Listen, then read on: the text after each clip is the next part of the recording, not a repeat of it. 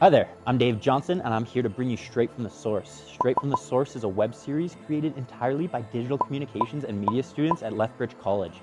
This web series is aimed at cutting out the middleman and going straight to the source to find out accurate information and get an inside look at current affairs. So get ready to hear it straight from the source.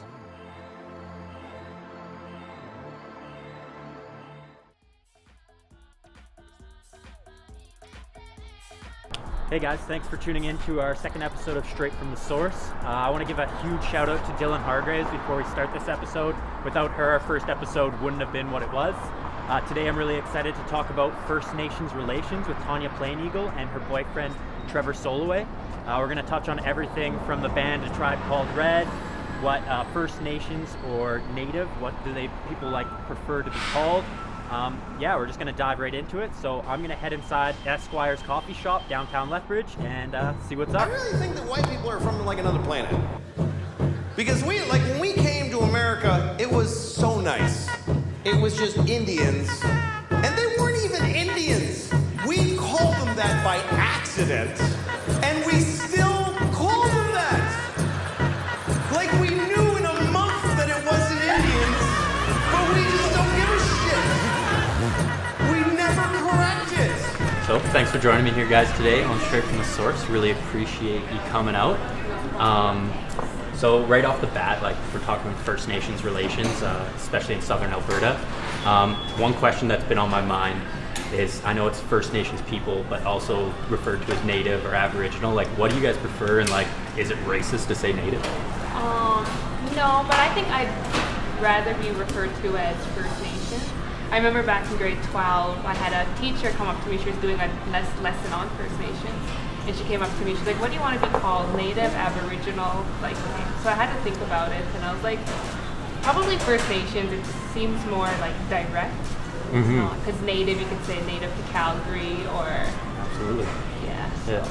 How about you?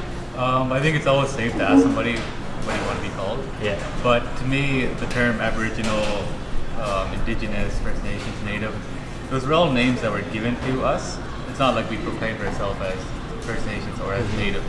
Those are all names that were given to us by other people. They say that we're Indigenous in this land, we're Aboriginal, but before pre-contact, that's not what we called ourselves. Yeah. So every band or every tribe has their own name for what they want to call themselves. Okay. And for us, it's Blackfoot, or in our native language, it's Nisitapi, which means the original people. Mm-hmm. So if it really comes down to it, I think I'd prefer the word Nisitapi. Nisitapi. Yeah. Yeah. Okay. Yeah. Cool. Talking about the media and First Nations portrayed in the media, is sometimes I find personally that it's always on the negative side, and they don't focus enough on the positive side of things. Do you agree with this? What are your feelings on how First Nations are portrayed in the media? I know you're in the media now, so probably trying to help with that. Yeah, I think I was just going to say that's probably one of the reasons why I chose to be in media and why I stuck in media, was because I could probably give you an example, a story I just did last week that was about the Okanagan Early Intervention Society. It's a group that helps to after-school program, and then they help underprivileged youth and stuff. So actually today these youth are going to Kananaskis to learn leadership skills and stuff like that. And, Cool.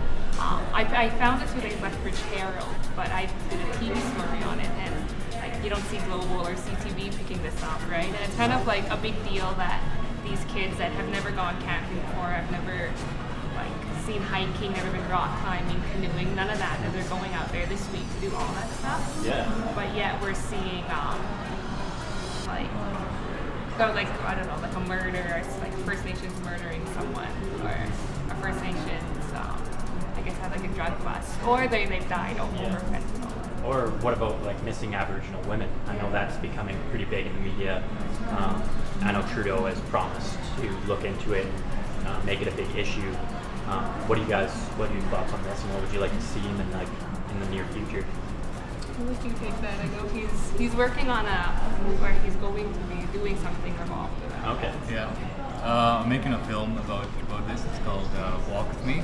Okay. It's about a young First Nations man who falls in love with a girl who turns out to be a spirit of a missing Aboriginal woman. Okay.